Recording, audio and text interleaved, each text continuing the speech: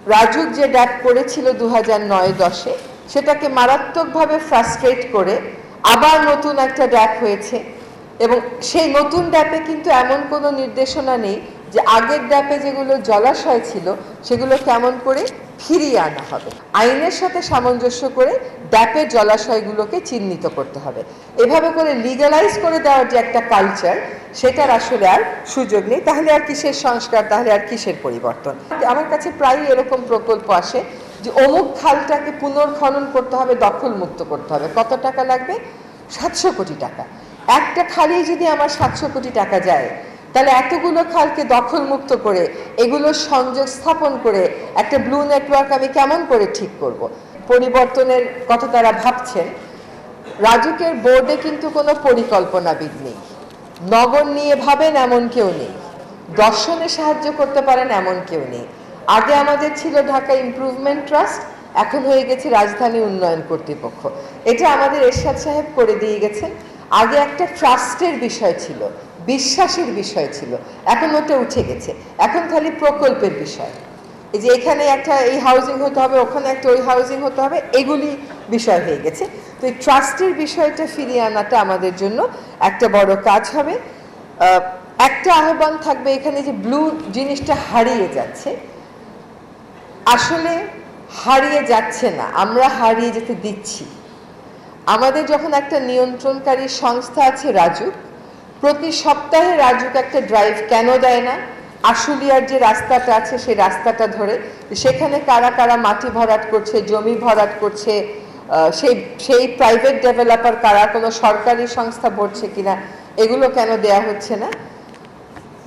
আমরা জানি যে রাজুক যে ড্যাপ করেছিল 2009-10-এ সেটাকে মারাত্মকভাবে ফ্রাস্ট্রেট করে আবার নতুন একটা ড্যাপ হয়েছে এবং সেই নতুন ড্যাপে কিন্তু এমন কোনো নির্দেশনা নেই যে আগের ড্যাপে যেগুলো জলাশয় ছিল সেগুলো কেমন করে ফিরিয়ে আনা হবে।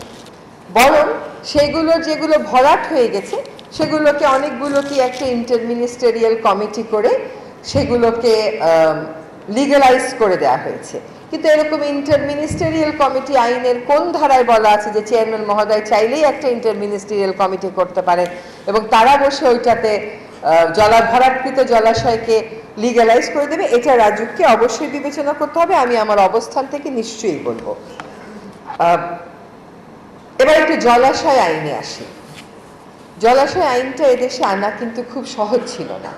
আমরা অনেক লড়াই করে প্রচণ্ড ক্ষমতাধর ভূমিদস্যুদের সাথে সরকারের যে সখ্যতা, সেটা ডিঙিয়ে এই আইনটা আনতে পেরেছিলাম। এখন দেখেন এখানে রাজুকের চিফ টাউন প্ল্যানার আছেন, যদিও আমাদের চেয়ারম্যান মহোদয় চলে গেছেন, কিন্তু ওনাকে এটা বলা হয়েছে। এখনো আবার ড্যাপ রিভিউয়ের একটা প্রক্রিয়া শুরু হয়েছে।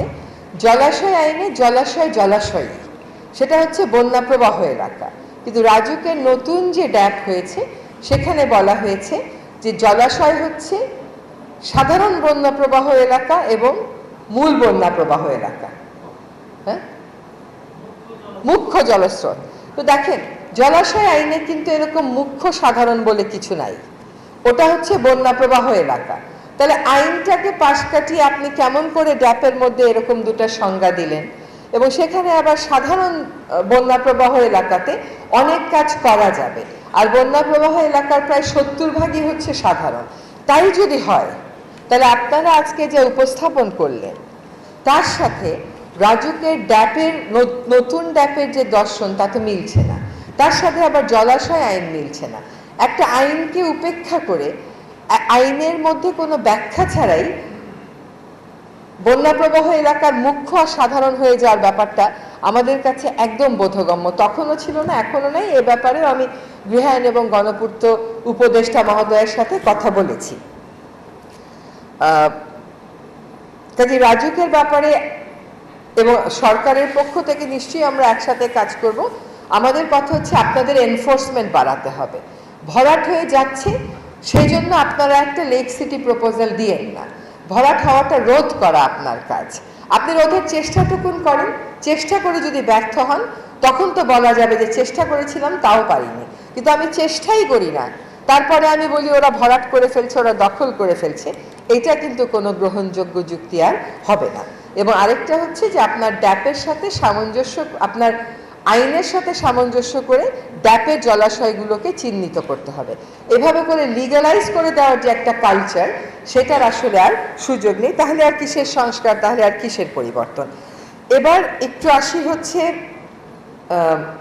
রাজুকের বোর্ড নিয়েও আরেকটা কথা বললাম, সেটাও আমাদের বিবেচনাতে আছে।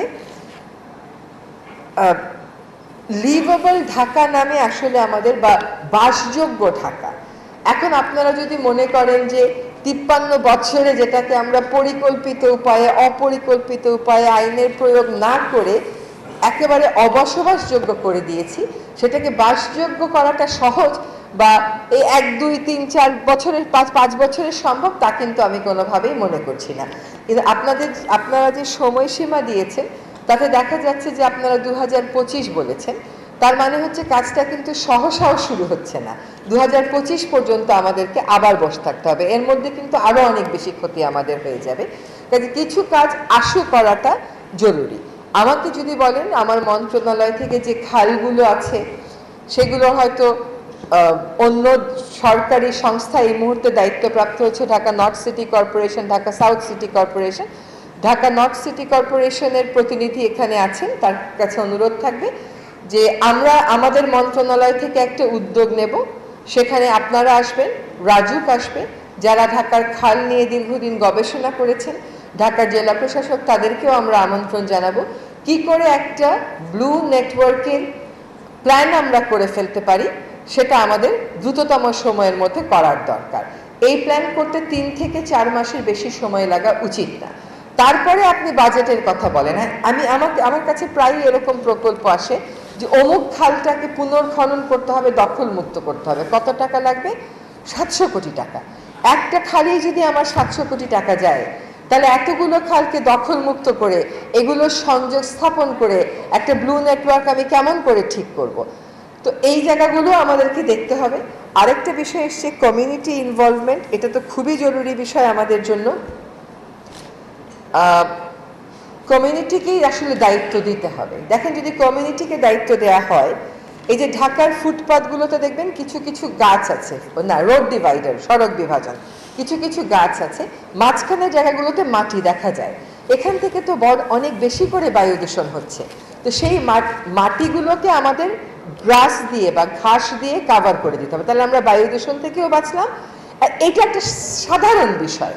এইটাও যদি সরকারি পর্যায়ে করতে আমার পরিকল্পনা, মহাপরিকল্পনা, অর্থ বরাদ্দ, ইআরডি, প্ল্যানিং কমিশন এগুলো লাগে, তাহলে আমি বায়ু দূষণের জন্য আরো আমার 2 বছর চলে যাবে। তার থেকে আমি যদি ঢাকা দক্ষিণ সিটি কর্পোরেশন, উত্তর সিটি কর্পোরেশন, রাজুক, তারা যদি একসাথে হয়ে 1 কিলোমিটার বা 2 কিলোমিটার করে করে কমিউনিটিকে দিয়ে দেয়, তারা পিছন থেকে কারিগরি সাহায্য দেয়, তাহলে আমাদের টাকারও সাশ্রয় হয়, সময়েরও সাশ্রয় হয়, কাজটা শুরু করা যায়। কমিউনিটি ইনভলভমেন্ট কিন্তু এই যে বলে না, খাল উদ্ধার করলে আবার পুনর্দখল হয়ে যায়। কারণ আমরা তো আসলে কমিউনিটিকে এম্পাওয়ার করি না, আমরা তাদেরকে ভলেন্টারি রোলে দেখতে চাই। জনগণ সবসময় ভলেন্টারি থাকবে আর সরকার সবসময় প্রশাসক থাকবে। সরকার প্রশাসক হোক, কিন্তু সারাক্ষণ লোকবল নেই এই অভিযোগ না করে কমিউনিটিকে আসলে ক্ষমতায়িত করাটা জরুরি হয়ে পড়েছে, এবং সেটার দিকেও আমরা এগোচ্ছি। অন্তত ঢাকা শহরের এই ব্লু নেটওয়ার্কের ক্ষেত্রে তো আমরা অবশ্যই কমিউনিটি ইনভলভমেন্ট, এম্পাওয়ারমেন্টের বেসিসে রাখবো।